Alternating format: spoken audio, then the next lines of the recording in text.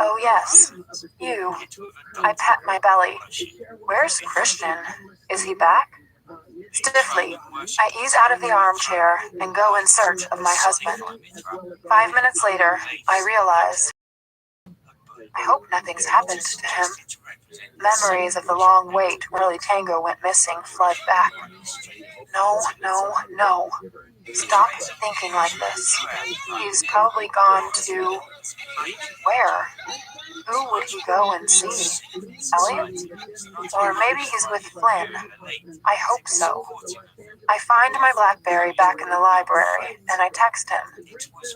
Where are you? I head into the bathroom and run myself a bath. I am so cold. He still hasn't returned when I climb out of the bath. I change into one of my 1930s style satin night dresses and my robe and head to the great room. On the way, I pop into the spare bedroom. Perhaps this could be little Blip's room. I am startled by the thought and stand in the doorway, contemplating this reality. Will we paint it blue or pink? The sweet thought is soured by the fact that my errant husband is so pissed at the idea. Grabbing the duvet from the spare bed, I head into the great room to keep vigil. Something wakes me. A sound. Shit. It's Christian in the foyer. I hear the table scrape across the floor again. Shit, he repeats, more muffled this time. I scramble up in time to see him stagger through the double doors. He's drunk. My scalp prickles. Shit, Christian drunk? I know how much he hates drunks. I leap up and run toward him. Christian, are you okay? He leans against the jamb of the foyer doors. Mrs. Gray. He slurs. Crap, he's very drunk. I don't know what to do. Oh, you look mighty fine, Anastasia. Where have you been? He puts his finger to his lips and smiles crookedly at me. Shh. I think you'd better come to bed. With you? He snickers. Snickering? Frowning, I gently put my arm around his waist because he can hardly stand, let alone walk. Where has he been? How did he get home? Let me help you to bed. Lean on me. You are very beautiful, Anna. He leans on me and sniffs my hair, almost knocking both of us over. Christian, walk. I am going to put you to bed. Okay, he says, as if he's trying to concentrate. We stumble down the corridor and finally make it to the bedroom. Bed, he says, grinning. Yes, bed. I maneuver him to the edge, but he holds me. Join me, he says. Christian, I think you need some sleep. And so it begins. I've heard about this. I frown. Heard about what? Babies mean no sex. I'm sure that's not true. Otherwise, we'd all come from one-child families. He gazes down at me. You're funny. You're drunk. Yes. He smiles, but his smile changes as he thinks about it, and a haunted expression crosses his face, a look that chills me to the bone. Come on, Christian, I say gently. I hate his expression. It speaks of horrid, ugly memories that no child should see. Let's get you into bed. I push him gently, and he flops down onto the mattress, sprawling in all directions and grinning up at me, his haunted expression gone. Join me, he slurs. Let's get you undressed first. He grins widely, drunkenly. Now you're talking. Holy cow. Drunk Christian is cute and playful. I'll take him over mad as hell Christian anytime. Sit up. Let me take your jacket off. The room is spinning.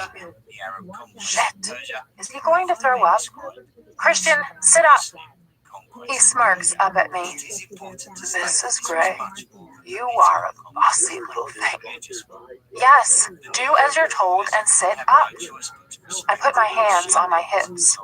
He grins again, struggles up onto his elbows, then sits up in a most unchristian-like, gawky fashion. Before he can flop down again, I grab his tie and wrestle him out of his gray jacket, one arm at a time. You smell good. You smell of hard liquor. Yes, bourbon. He pronounces the syllables with such exaggeration that I have to stifle a giggle. Discarding his jacket on the floor beside me, I make a start on his tie. He rests his hands on my hips. I like the feel of this fabric on you, Anastasia, he says, slurring his words. You should always be in satin or silk. He runs his hands up and down my hips, then jerks me forward, pressing his mouth against my belly. And we have an invader in here. I stop breathing. Holy cow, he's talking to Little Blip. You're going to keep me awake, aren't you? He says to my belly. Oh my. Christian looks up at me through his long, dark lashes, gray eyes blurred and cloudy. My heart constricts. You'll choose him over me, he says sadly. Christian, you don't know what you're talking about.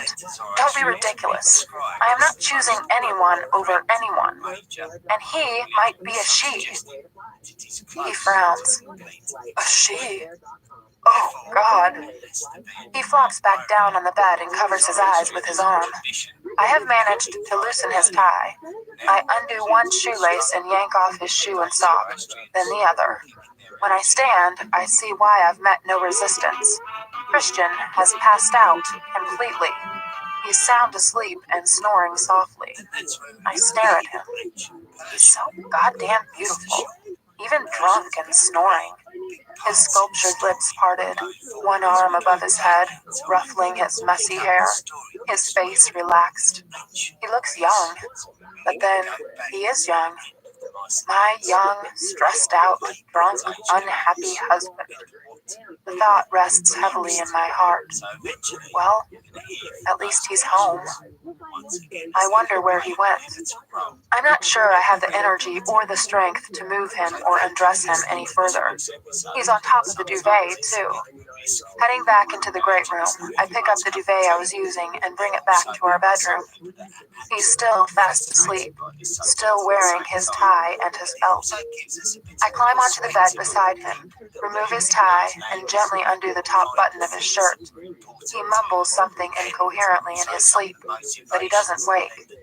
Carefully, I unbuckle his belt and pull it through the belt loops, and after some difficulty, it's off.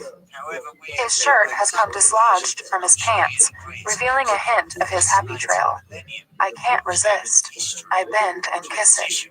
He shifts, flexing his hips forward, but stays asleep. I sit up and gaze at him again.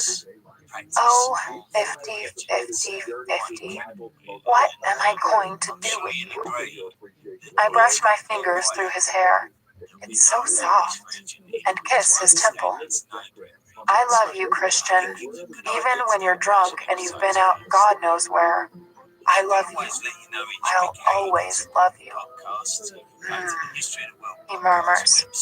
I kiss his temple once more, then get off the bed and cover him up with the spare duvet. I can sleep beside him, sideways across the bed. Yes, I'll do that. First, I'll sort out his clothes, though.